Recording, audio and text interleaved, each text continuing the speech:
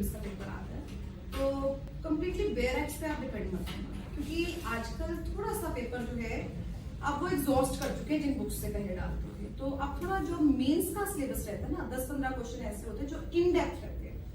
तो प्रीलिम्स के लिए भी आप जैसे आपको तो सब इन डेप्थ ही कराते हैं, यहाँ पे मेंस के पॉइंट ऑफ व्यू से कराते हैं। तो एक बार जो है मेजर जो सब्जेक्ट्स हैं उनमें इन डेप्थ आप चले जाना, क्योंकि 10-15 क्वेश्चन इन डेप्थ रहते हैं। So we can not totally say कि आप डिपेंडेंट रहिए सिर्फ प्रीलिम्स के लिए बेयर एक्ट्स पे, दैट वुड बी रॉन्ग। दूसरा, बेयर एक्ट को रटना यानी क्रैमिंग, तो वो बार बार सोच लो कि एक तो मैं मार्कर लेती थी डिफरेंट कलर्स के, पिंक ले लिया, ठीक है, highlighters I should say, pink colour का, orange and green, that was my favourite. So I used to mark. एक अगर आप पेज देखोगे, अब I don't have my bare act, मुझे पता तो आई वुड डेफिनेटली पढ़ दैट। तो मैंने काले बहुत किए, रंग बिरंगे भी बहुत किए। तो ये देखो जो भी शब्द होते थे, कुछ एक पेज में कुछ ही शब्द होते हैं जिन्हें याद करना होता है, बाकी तो प्रीपोजिशंस एंड एडवर्ब्स जो भी लगे होते हैं they are hardly to be remembered. But आजकल जो प्रीलिम्स में मैंने देखा था कि एंड है, और है, ईदर है, ऐसे शब्दों को भी बनाकर फिल इन द ब्लैंक्स के जो है टाइप में पूछते थे। So I never used to study. तो मेरा एक पेन, पेंसिल, शार्पनर, रबड़ और हाइलाइटर बेयर एक्ट के साथ ही जो था वो रहता था। So I used to highlight the area which used to be remember. और जब मैं उसको दोबारा खोलती थी रिवीजन के लिए, बिकॉज मैंने 4 बार प्रीलिम्स की रिवीजन करी है, मैंने डेट्स फिक्स करी होती थी कि इतने देर तक ये सिलेबस करना है, और अपने जो प्रीलिम्स की जो फाइनल डेट होती थी उससे 15-20 दिन पहले सिलेबस खत्म करके रिवीजन करती थी।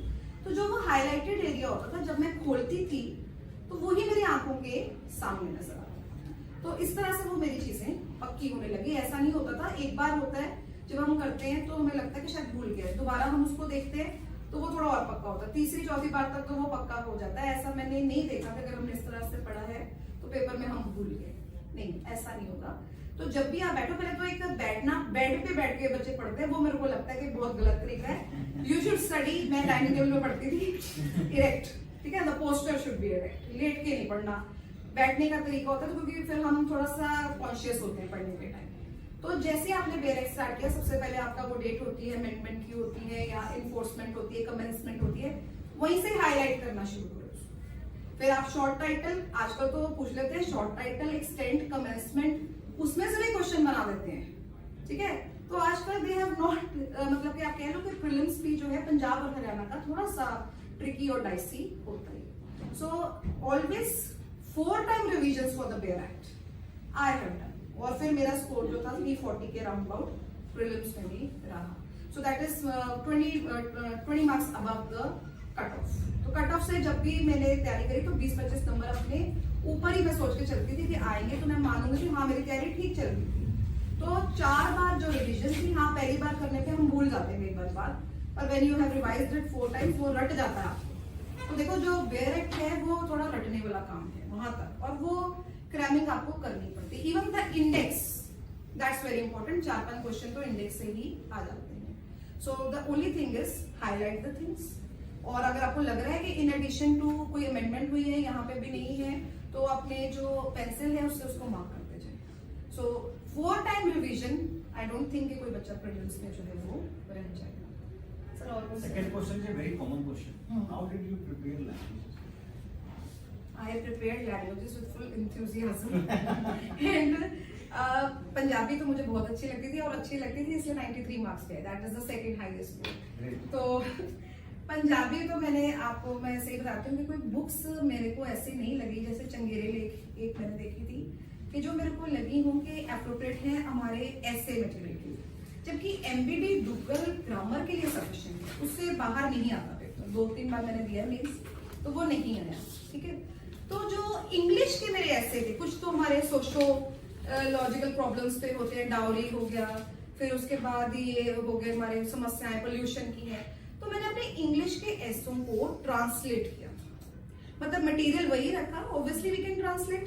सो मैंने पंजाबी के लिए मटेरियल 10 पेज का इंग्लिश में जो ढूंढा उन्हीं को ट्रांसलेट किया, और मैंने एक थोड़ा सा स्ट्रेटेजी ये अपनाई थी कि मैंने ये दिमाग में बैठा लिया था कि कोई भी सोशो लीगल ऐसे या कोई प्रॉब्लम पे आया हुआ ऐसे जिसपे डेटा अवेलेबल है, जो मैंने इंग्लिश में तैयार किया है, वही मैं पंजाबी में अटेम्प्ट करूंगी। सो कल्चरल और रिलीजियस वो मैंने ऐसे को छोड़ दिया था, क्योंकि I have develop my mind regarding that. और ऐसे ही पेपर आता है कि आपको कोई ना कोई सोशल लीगल प्रॉब्लम आती है, दो आ जाती है, जैसे पोल्यूशन है, दाज प्रथा है, विमेन के अगेंस्ट है, करप्शन है, पोल्यूशन है या पॉपुलेशन है, ठीक है। तो वो आप इंग्लिश में भी प्रिपेयर करते हो, उसमें आप डेटा भी लेते हो, तो वही जो है आप पंजाबी में ट्रांसलेट कर लो। तो आप देखो कि दो लैंग्वेजेस को जो है अगर आप स्मार्ट वर्क करो थोड़ा सा, तो काम जो है वो कम भी हो जाता है। और इसके लिए एक श्रीराम पब्लिकेशंस की बुक जो इंग्लिश की थी मैंने वो पढ़ी, पर मैंने गूगल पे भी सर्च करके ऐसे का मटेरियल 10 पेजेस के लिए मतलब बना लिया था। ऐसा नहीं था कि मेरे ऐसे का मटेरियल पहले 10 पेजेस से कम है, क्योंकि 100 नंबर का ऐसे होता है। तो वही मटेरियल को ट्रांसलेट किया और पंजाबी में फिक्स किया, और पेपर में जो था शायद मैंने डाउरी का ही वो अटेम्प्ट किया था, तो वो मैंने पहले इंग्लिश में भी तैयार कर रखा था, तो डेटा वो सारा सेम ही था। एक बच्चे और कॉमन मिस्टेक बहुत करते हैं, बहुत सारे कोटेशंस और पोएम्स लिख देते हैं। Please remember the it is like an essay writing, it's not poem recitation और के दोहे लेके लिखो, पर कंपैरेटिवली कम लिखो। जैसे 2-3 लिख दिए और एक छोटी सी कोई पोएम लिख दी, that is sufficient. Don't go on writing quotations on each page के 3-3 कोटेशंस डाल दी, बिकॉज आई हर्ड कि मैम हम तो बहुत कोटेशंस लिख के आए, बहुत पोएम लिख के आए। It's not poem recitation, it's essay writing. Okay, they want to see what content you have. So I made content by, अब तक तो गूगल का जमाना है, तो मैंने भी खूब गूगल को सर्च करती थी और रात को शाम को आराम से मतलब एंजॉय करती थी। ऐसे नहीं कि बर्डन है वो मेरे को इंग्लिश करनी है या पंजाबी करनी है, तो आई यूज्ड टू थिंक कि अब लॉ पढ़ लिया बहुत, अब आराम से इंग्लिश और पंजाबी की तैयारी करो। तो that was like a pleasure to me, कि मुझे उस पर बर्डन नहीं होता कभी। तो इस तरह से मेरे जो लैंग्वेजेस थी, ऐसे का स्पेशली, हाँ ग्रामर के लिए तो I used to work for English के मैंने इडियम्स पे और डिक्शनरी भी पढ़ी। मतलब कोई मेरी तरफ से ऐसा नहीं था कि I have left any stone untouched. I went through every book I could. Time भी निकल आया, क्योंकि मेरी इच्छा थी तो टाइम निकलता था। मैं बहुत फॉन्ड ऑफ थी बुक शॉप्स पे जाने की, जो बुक आती थी वो ले आती थी और पढ़ भी लेती थी। मतलब मेरे को ऐसा नहीं हुआ कि मैं ले आई और मैं पढ़ी नहीं, क्योंकि मैं ध्यान में रखती थी मेरे को पढ़ना है और वो मैं करती थी। तो इस तरह से both my school born in languages were good, especially in Punjabi it was good. Ma'am, the next question is, how do we get to know what is relevant and what isn't while reading newspaper? Newspaper के questions से बच्चे पूछते हैं। देखो अभी आप judiciary के हो है ना स्टूडेंट्स, तो न्यूज़पेपर का तो बहुत आएगा नहीं, ठीक है। एडिटोरियल होता है एक सेक्शन, ठीक है, तो वो आपके लिए ठीक है। और प्रीलिम्स के लिए, क्योंकि करंट और इंटरनेशनल अब इंट्रोड्यूस हो गए हैं, ठीक है, अब जो हरियाणा का है, तो आप वो देखो कि जो फ्रंट पेज होता है या लास्ट पेज होता है, ठीक है, वो इंपॉर्टेंट होता है, क्योंकि हेडलाइंस होती है उसमें। एक अगर आपने इंग्लिश इंप्रूव करनी है, तो डेफिनेटली जो आपका लेवल है वो एडिटोरियल पढ़ के ही एनहांस होगा। तो द हिंदू, ट्रिब्यून, वो जो है बेस्ट है। और आप देखो अगर आप इतना पढ़ते हो तो 2-2.5 घंटे अच्छी अगर इसको रीडिंग करी है तो वो आपके यहाँ पे चल जाता है। बाकी इकोनॉमिक्स वाला जो बैंक वाला होता है उससे इतना नहीं आता। हाँ, स्पोर्ट्स का जो है रोल है, क्योंकि स्पोर्ट्स के 1-2 क्वेश्चन होते हैं, कौन सा अवार्ड है या किसको कौन से टाइम अवार्ड मिला है। तो ये 3-4 अगर आप पढ़ रहे हो तो हेडलाइन वाला, sports column and editorial. So I think ये जो है जुडिशरी पॉइंट ऑफ व्यू से क्वाइट सफिशिएंट है, ठीक है। They used to have classes for current affairs. I don't think there is much. वैसे तो मैंने I have not gone through the newspaper so because actually I didn't get so much of time. So मैंने जो है club books से ही जो है अरिहंत आती है, ल्यूसेंट आती है, उसी से ये तैयार किया। Ma'am, next question is how to retain CPC rules and orders. CPC देखो, जहां भी कुछ भी रिटेन करने की बात आती है ना, तो फिर उसको बार बार करना पड़ता है। Some children they are not good at cramming, so you हर किसी को अपनी वीकनेस जो है वो पता होती है। सो व्हेन यू थिंक कि भाई मैं I am not good eight retaining cramming, तो उसको लिख के आप 51 ऑर्डर्स हैं, ठीक है। अब मेरे को तो मुंह ज़बानी याद हो ही गए हैं, 2 बार ही बोल के देखो, तीसरी बार 2-4 ही भूलेंगे, वो याद हो जाएंगे। ये सिर्फ हमारा एक सेट ऑफ माइंड है कि हमें भूलते हैं। जब आपने उसको कर लिया वो कभी नहीं भूलेंगे, कभी। मेरे को नहीं ऐसा लगता कि हाँ आपने खुद ही अब 2 दिन पढ़ के फिर उसके बाद कभी सोचा ही नहीं उसके बारे में, तो भूल जाएंगे, then you will forget. But अगर आपको लग रहा है कि 51 ऑर्डर्स में से जैसे आते हैं क्वेश्चंस, ठीक है, जैसे एफिडेविट्स का आया था पिछली बार, ठीक है, एडजर्नमेंट से रिलेटेड भी आया था, तो सर चला गया फिर कोई बात नहीं, कोई बात नहीं। तो बार बार रिटेन करने के लिए जिसको क्रैमिंग की प्रॉब्लम है वो लिख के देख ले, रजिस्टर लगाओ। और क्या है, अगर 51 ऑर्डर्स को लिखोगे तो शायद हार्डली 10 मिनट्स लगेंगे, शायद इससे ज्यादा तो नहीं लगेंगे। और बाकी तो देखो बेटे, जो रूल्स है इतने हैं वो आते भी नहीं है। आप देखो प्रीवियस ईयर से ही अंदाजा लग जाता है जो इंपॉर्टेंट। आप एक बार बेयर एक्ट को पढ़ो, as a reasonable prudent person पढ़ो, जैसे लॉ में कहते हैं कि कौन सा माइंड लगता है रीजनेबल प्रूडेंट पर्सन का। एक बार अगर आपने बेयर एक्ट पढ़ा ना, आपको खुद अंदाजा हो जाएगा इसमें से क्वेश्चन बनता है, इसमें से नहीं बनता। ठीक है, अब ऐसे कईयों में 26 रूल हैं, ठीक है, तो उनमें से सारे इंपॉर्टेंट होते नहीं। आपको एक बार ये रीडिंग लोगे आपको पता लगेगा 2-3 रूल इंपॉर्टेंट है, आप बार बार वही पढ़ोगे और वही पेपर में होंगे। इतना एब्सर्ड या डरने वाली बात नहीं है, out of the world paper कभी नहीं आया। वो तो कोई तैयारी नहीं करके जाएगा तो उसके मार्क्स कम आएंगे। जिसने तैयारी करी है उसने कभी, मैंने नहीं सुना आज तक कि वो बोल रहा कि पेपर बहुत टफ आया है। This I have not heard. जिन्होंने अच्छी तरह तैयारी की है, they have been able to score and they have been scoring. So don't get negative, don't get कि भाई हो ही नहीं सकता, ऐसा तो कुछ हो नहीं सकता। तो मेरे को लगता है कि वो शब्द ही गलत है, सब हो सकता है। So those who have a problem start writing, so you will definitely come over that।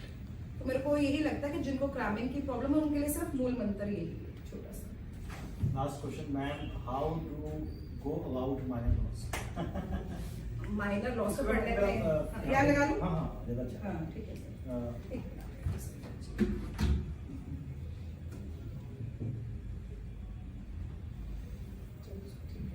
we'll have to hold that। हाँ सर ठीक है, तो नहीं सर पकड़ लेती हूँ। तो minor laws, see now what weightage minor laws covers. अब प्रीलिम्स में जो सारे माइनर लॉ है उनमें से 3 या 4 क्वेश्चन आते हैं, ठीक है। और मेंस में सारे माइनर लॉस अगर आप मिला लो तो प्रत्येक माइनर लॉ में से 20 मार्क्स का पेपर आता है। सो पंजाब और हरियाणा में मेन जो रोल होता है वो हमारे प्रोसीजरल लॉस का रहता है। तो जो 20 मार्क्स के अब जो आप लेटेस्ट ट्रेंड देख रहे हो वो बहुत ईजी आ रहे हैं क्वेश्चंस, ठीक है, बट दैट डजंट मीन कि आप उसका प्रैक्टिकल नहीं करो। सो देखो, जब भी आपने माइनर लॉ कोई भी आप जैसे आप अपना टाइम टेबल बनाते हो तो 2 अगर मेन लॉस करो, प्रोसीजरल लॉस करो, तो शाम के लिए एक माइनर लॉ जो है आप साफ कर सकते हो। Because when you go through the minor laws they are not so tough, उनमें बहुत टेक्निकल नहीं होता, यू एंजॉय दैट, ठीक है। और बहुत सारे बच्चों की प्रॉब्लम क्या रहती है कि 20-20 नंबर को वो इंपॉर्टेंस नहीं देते। वो सोचते एक बार पार्टनरशिप हुआ, एक बार सोगा, बस वो पेपर में लिखेंगे आप जो लिखेंगे।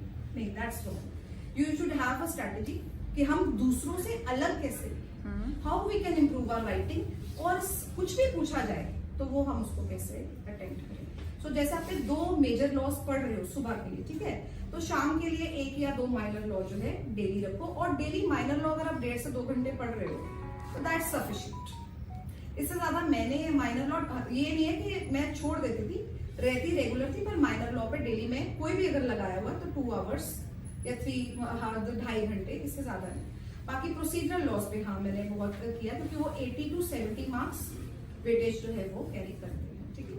सो and interview also you will be only going through the major जो एक्ट है उन्हीं से, specially CRPC, evidence and IPC and CPC and constitution.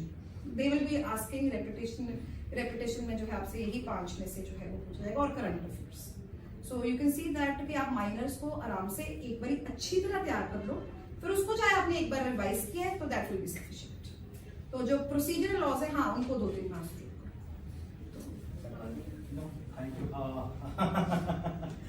In 10 cases, while writing answers, how many should we mention to fetch good marks? We all are students of law। अगर layman को लिखना है तो वो paragraph भी लिख दे तो ठीक है। अब ये लॉ हमने बनाया नहीं, हमने इंटरप्रेट जो है हम देख रहे हैं, तो वो कहाँ से करें, केसेस से कर रहे हैं ना। सो ऑब्वियसली अगर हम केसेस लिखेंगे तो ऑब्वियसली मार्क्स अच्छे आएंगे। अगर मैं किसी LLB के बच्चों, अगर मैं किसी BA के बच्चे को कहूँ तो वो एक पैराग्राफ लिख देगा तो हम भी कहेंगे ठीक है भाई इसको क्या पता लॉ का। पर जब आप लॉ के स्टूडेंट्स हो और आप केस लॉ नहीं लिखते और आप देखो कि आपकी जो मेंस की क्वेश्चन पेपर होता है ना उसमें उन्होंने लिखा होता है elucidate with the help of judicial decisions, then what is the purpose of writing that? They mean that you should write that, and if you don't remember it then illustrate it. So they are purposefully writing that अगर आप उसको अच्छी तरह question paper ही देख रहे हो तो हर question के साथ उन्होंने ये लाइन लिखी होगी। सो जितना आप केस लॉस लिखोगे, because law is derived from that president set by the supreme court and the high courts, so you must write that. और कितने लिखने हैं, बहुत ज्यादा नहीं, तो एक लिख दिया या दो लिख दिया, दैट्स सफिशिएंट। मैंने बहुत सारे आंसर्स में एक लिखा, कहीं पे दो लिखे, मैं 2 से ज्यादा कभी किसी में नहीं लिखा।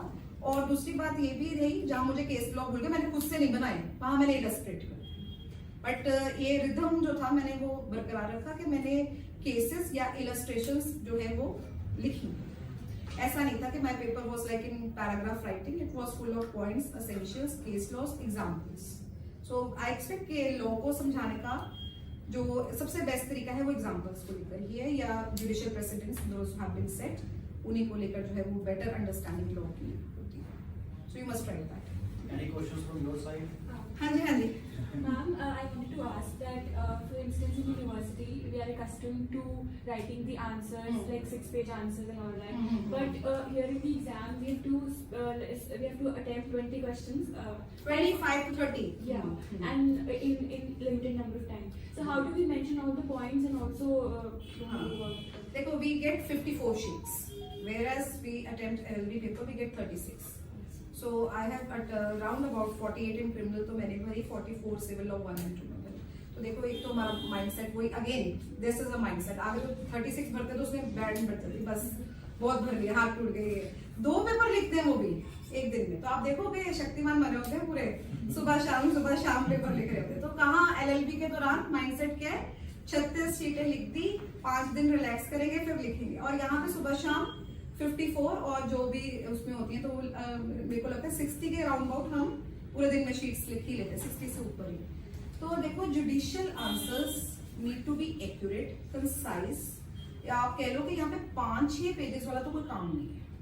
कई बच्चों में जो है, मैंने जैसे रिदम जो रखा, 10 मार्क्स का आया तो 2 page, not more than 2 pages, and if the question was of 15 marks then 3 pages. ठीक है, तो आप देखो कि वैसे तो आप LLB के दौरान शायद महसूस भी किया होगा कि कई बार हम रेपिटेशन ही कर रहे होते हैं, ठीक है ना। तो यहाँ पे आप रेपिटेशन का मौका नहीं होता, आप कंसाइजली, ब्यूटीफुली जो लॉ है उसको अच्छी तरह लिख सकते हो। इम्पोर्टेंट क्या है, एसेंशियल्स इम्पोर्टेंट होते हैं, उसके साथ इलस्ट्रेशन या केस। तो देखो कितना ब्यूटीफुल तरीका है उसको सिनॉप्सिस में लिखने का, और आप उसको उतने जो है 2 पेजेस में लिखो। तो रिदम कई क्या करते हैं कि अगर उनको बहुत अच्छी तरह कोई क्वेश्चन आता है तो वो उसको 4-5 पेज तक ले जाते हैं। अब कोई नहीं आता, उसको 2 लाइनों में लिखा, कोई आधे पेज में।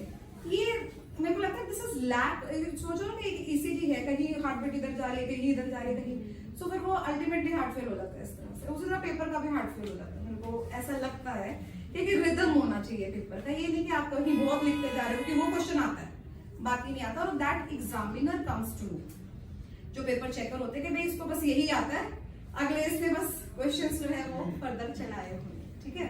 तो there should be a rhythm और a heart beat, what I can say that everybody should focus on in the paper. So I never missed my heart beat in the paper. ये नहीं था कि एक बहुत, अब जैसे टाइप ऑफ डाइवोर्स थे, टाइप ऑफ मॉर्टिगेजेस है, वो 10-10 नंबर में आए थे, तो मैंने 2 पेजेस ही लिखे, उनको कंसाइज कर लिया था बस। फिर एसेंशियल्स लिखे और एक आधा जो कोई एग्जांपल लगाना था वो लगा दिया। ये नहीं कि मुझे टाइप ऑफ मॉर्टिगेजेस बहुत अच्छी तरह आता है तो मैं 5 पेज लिख के ही आऊंगी, no, I didn't do that, because they didn't meant that and I didn't do that. So simple था। हाँ जी, और any questions from your side? So right हाँ जी, नाउ सही कहिए।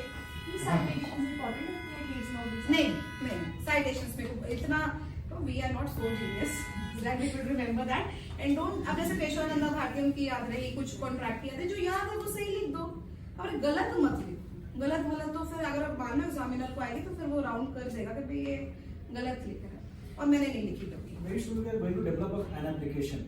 This is the process in which you can go for preliminary test series, mains test series, all the facility you get in the application. Definitely it is taking some time because there are so many things we need to inculcate. लेकिन वो हो रहा है, तो हम उसकी तरफ काम कर रहे हैं। Your job is, जैसे ही पेपर खत्म होता है, सब्जेक्ट खत्म होता है, go to ma'am, ask for the question, take the question, write any of the answers and get it checked by the teacher. ठीक है, हम तो लेंगे ही, लेकिन आपके तरफ से भी होना चाहिए। बिल्कुल, आपका एफर्ट 70% होना चाहिए। 30% आपके टीचर का। मैं आपको बताऊं ये जो हमने शुरू किया ना ये मेंस के test series and interview panel जिसमें हाईकोर्ट के जजेस आते हैं और बाकी सारी जो चीजें होती हैं, ये मैंने नहीं किया खुद से। Students force me, sir please कराओ। And now we are known for this.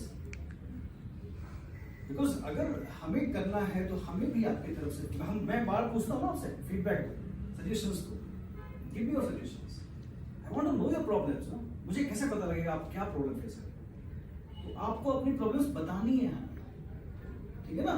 यहाँ पे हम ही आपके गार्जियन हैं, हम ही आपके पेरेंट्स हैं, तो बताओ हमें क्या प्रॉब्लम आ रही है, किस सब्जेक्ट में नहीं समझ में आ रहा, कहीं पे प्रॉब्लम आ रही है, किसी चीज में आपको दिक्कत आ रही है, लैंग्वेज इश्यूज हैं, कुछ भी चीज है, लेट अस नो, ठीक है।